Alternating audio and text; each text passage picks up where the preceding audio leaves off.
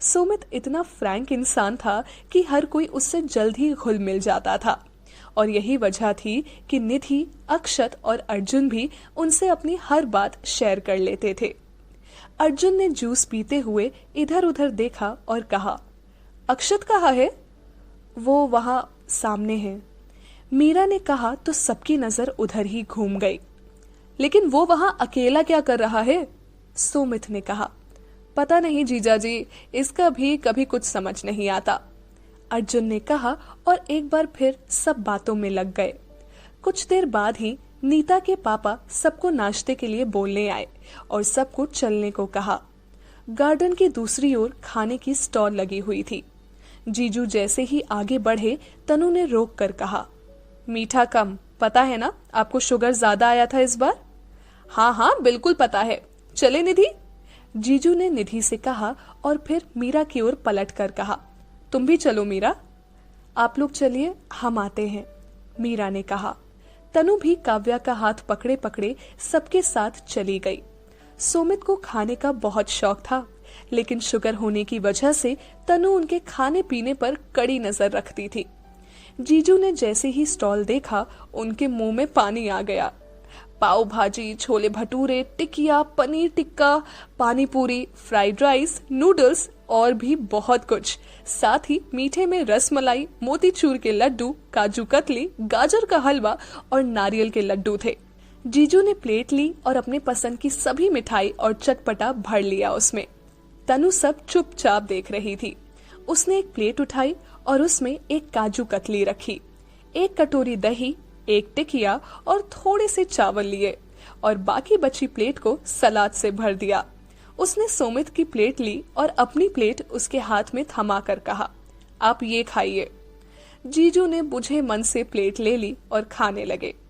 बार बार उनकी आंखें रसमलाई और लड्डू पर चली जाती, लेकिन सामने तनु खड़ी थी। निधि उनके पास आई तो उन्होंने कहा, शादी के बाद जिंदगी ऐसी ही हो जाती है। निधि खिलखिलाकर हंस पड़ी। तनु अपने साथ साथ काव्या को भी खिला रही थी। उधर मीरा को परवाह थी तो बस अक्षत की। उसने टेबल पर रखा जूस का ग्लास उठाया और अक्षत की ओर बढ़ गई। अक्षत परेशान सा एक कोने में खड़ा था, न जाने क्या सोच रहा था। मीरा ने उसके सामने आकर कहा, जूस? नहीं चाहिए। अक्षत ने बिना मीरा की ओर देखे कहा, सुबह से आपने कुछ नहीं खाया है। मीरा ने अपनेपन से कहा, नहीं चाहिए, ले जाओ।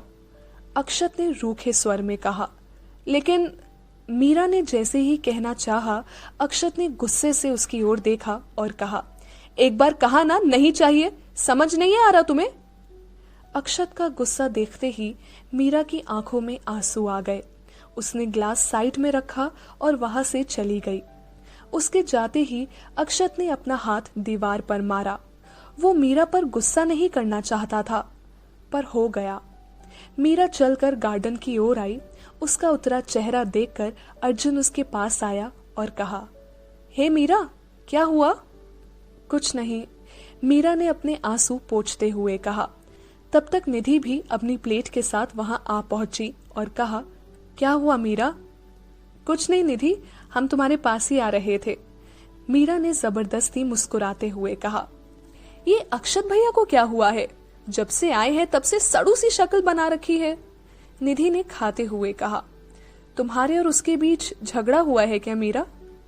मीरा को अक्षत की ओर देखते पाकर अर्जुन ने कहा, नहीं, हम तो बस जूस लेकर गए थे, पता नहीं वो क्यों गुस्सा हो गए, मीरा ने उदास होकर कहा। वो तुमसे गुस्सा हो ही नहीं सकता, अर्जुन ने अक्षत की ओर देखते हुए कहा। मतलब? मीरा ने हैरानी से कहा। उधर देखो। अर्जुन ने मीरा से अक्षत की ओर देखने को कहा।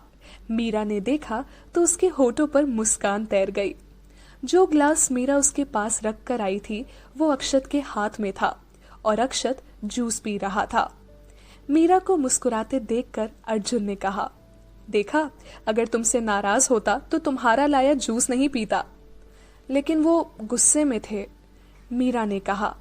मुझे मालूम है क्यों, निधि ने खाते हुए कहा। क्यों? अर्जुन और मीरा दोनों ने एक साथ निधि की ओर पलट कर कहा।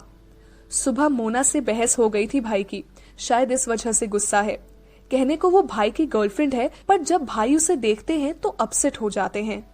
निधि ने कहा। अर्जुन, तुम्हें पंडित जी बुला रहे हैं।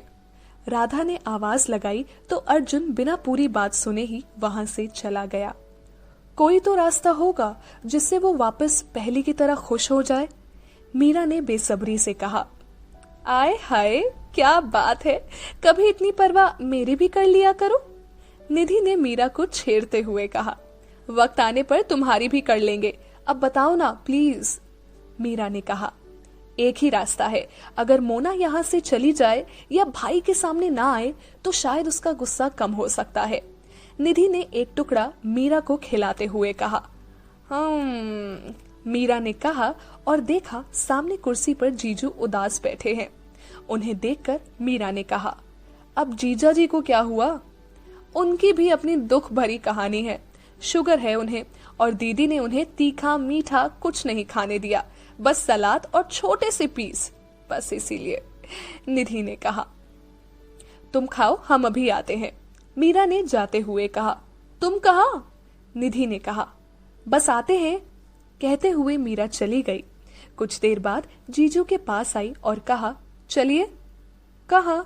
जीजू ने हैरानी से कहा। चलिए तो, मीरा ने जीजू का हाथ पकड़कर उन्हें उठाते हुए कहा। जीजू मीरा के साथ साथ चल पड़े। मीरा उन्हें एक खाली रूम में लेकर आई और गद्दे पर बैठा कर कहा, 1 मिनट। जीजू को समझ नहीं आया कि आखिर मीरा करना क्या चाहती है। मीरा वापस आई और प्लेट जीजू के सामने रखकर कहा, तनु दी आपको देखे इससे पहले जल्दी से ये सब खा लीजिए, हम दरवाजे पर खड़े होकर नजर रखते हैं। जीजू ने देखा प्लेट में छोले भटूरे, रसमलाई, मोतीचूर का लड्डू, पनीर टिक्का और आलू टिकिया थी। उन्होंने मीरा की ओर देखकर कहा, ये सब?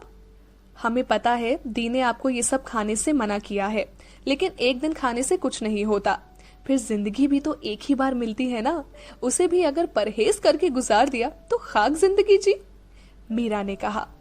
जीजू मुस्कुराने लगे और कहा, यहाँ बैठो।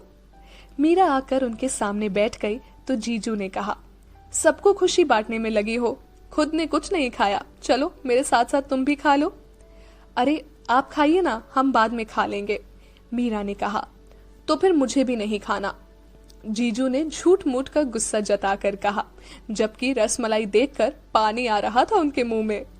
अच्छा ठीक है, हम भी खाते हैं, आप भी खाइए, कहते हुए मीरा भी खाने लगी तो सोमित ने भी खाना शुरू कर दिया। सब खत्म करने के बाद जीजू ने कहा, ये हरी चटनी तो रह गई, ये हमारे काम आएगी, कहते हुए मीरा ने कटोरी उठा ली और मन ही मन अपनी योजना पर मुस्कुरा उठी। जीजू वहां से बाहर निकल गए। मीरा जब बाहर आई तो काव्या उसे मिल गई और कहा, तुम कहाँ गायब हो जाती हो मीरू दी? काव्या को देखकर मीरा घुटनों के बल बैठी और कहा, यहाँ ना एक राजकुमार है, लेकिन एक गंदी परी ने उसकी स्माइल चुरा ली, तो हम ना वही ढूंढ रहे हैं। फिर तो आप अच्छी परी हुई ना, काव्या ने कहा। मीरा ने कहा, लेकिन राजकुमार कहाँ है, मुझे भी देखना है, काव्या ने मचलते हुए कहा। मीरा ने इधर उधर देखा, उसे अक्षत दिख गया तो उसने काव्या को दिखाकर कहा, वो रहा वहां सामने, वो तो अक्षत मामू है, वो राजकुमार है, काव्या ने मासूमियत से कहा। मीरा ने प्यार से अक्षत को देखते हुए कहा, मुझे भी राजकुमार की स्माइल ढूंढनी है, काव्या ने कूदते हुए कहा। मीरा ने उसके कान में कुछ कहा तो काव्या हंस पड़ी। ये मीरा को कोई प्लान ही था जिसे मीरा छोटी काव्या के साथ मिलकर पूरा करने वाली थी। मीरा उठी और कटोरी को संभाले हुए घूमने लगी। जैसे ही मोना दिखी वो मोना के पास आई और कहा, सुनिए, क्या आप 1 मिनट के लिए कटोरी पकड़ेंगी, मैं अपना दुपट्टा ठीक कर लूं? मोना ने मना करने के लिए जैसे मुंह खोला, मीरा ने कहा, प्लीज प्लीज, वैसे भी हमें अक्षत जी के लिए लेकर जा रहे थे, आप लेकर जाएगी तो उन्हें ज्यादा अच्छा लगेगा। अक्षत का नाम सुनकर मोना ने वो कटोरी ले ली। जैसे ही मोना ने कटोरी अपने हाथ में ली, काव्या वहां आ गई और कहा, आंटी टाइम क्या हुआ है? मोना ने जैसे ही हाथ पर बंधी घड़ी में टाइम देखने के लिए हाथ घुमाया कटोरी में रखी हरी चटनी उसकी सफेद ड्रेस पर आ गिरी। मोना चिल्लाई, oh shit, what the, you, पूरा ड्रेस खराब हो गया मेरा। मीरा ने मुश्किल से अपनी हंसी रोकी और कहा, अरे रे, आपका तो सारा ड्रेस खराब हो गया, आइए हम आपको वॉशरूम ले चलते हैं, जल्दी चलो, मोना ने झुंझला कर कहा। मीरा मोना को जानबूझकर नीचे अंडरग्राउंड में बने वॉशरूम में लेकर आई। खुद मोना का पर्स पकड़े बाहर खड़ी हो गई और मोना अंदर चली गई। मोना के अंदर जाते ही मीरा ने बाहर से दरवाजा बंद कर दिया। काव्या उसके सामने आई और दोनों ने एक दूसरे को हाई फाइव दिया। मीरा और काव्या बाहर चली आई और ऐसे घूमने लगी जैसे कुछ हुआ ही नहीं। काव्या दौड़कर अक्षत के पास आई और गौर से उसका चेहरा देखने लगी। अक्षत ने देखा तो पूछ लिया, क्या हुआ बच्चे? मामू, आपकी स्माइल कहाँ है? काव्या ने मासूमियत से पूछा। मेरे पास है, अक्षत ने कहा। लेकिन अच्छी परी ने तो कहा था गंदी परी को बंद करेंगे तो आपकी स्माइल वापस आ जाएगी, काव्या ने कहा। कौन अच्छी परी, गंदी परी, क्या बोल रही हो तुम? अक्षत ने काव्या को उठाकर सामने टेबल पर बैठा कर कहा, मामू, मीरू दी अच्छी परी है, उन्होंने कहा था आप राजकुमार हो और एक गंदी परी ने आपकी स्माइल चुरा ली है, तो मैंने और मीरू दी ने उस गंदी परी को ढूंढकर बाथरूम में बंद कर दिया और आपकी स्माइल हमें मिल गई। लेकिन आप तो पहले जैसे ही हो, मतलब हमारा प्लान खराब हो गया। कहते कहते काव्या उदास हो गई। काव्या की बात अब कुछ कुछ समझ आ रही थी। अच्छी परी मीरा और गंदी परी यानी मोना। अक्षत उन दोनों के इस स्टूपिड प्लान पर मुस्कुराने लगा। काव्या ने देखा तो टेबल पर खड़ी होकर कूदने लगी और कहने लगी, ये राजकुमार की स्माइल वापस आ गई। अक्षत मुस्कुराना छोड़कर अब हंसने लगा था। मीरा ने उसके लिए ये किया, ये जानकर ही उसे बहुत सुकून मिल रहा था। उसकी नजर सामने खड़ी मीरा पर गई। भीड़ से भरे उस गार्डन में उसे मीरा के अलावा और कोई दिखाई नहीं दे रहा था। अक्षत ने काव्या को नीचे उतारा और मीरा के पास चला आया। मीरा को देखते हुए उसके होठों से मुस्कुराहट जा ही नहीं रही थी। उसने मीरा की ओर देखकर कहा, सॉरी। मीरा ने अपने बालों को पीछे झटका और कहा, सड़ू।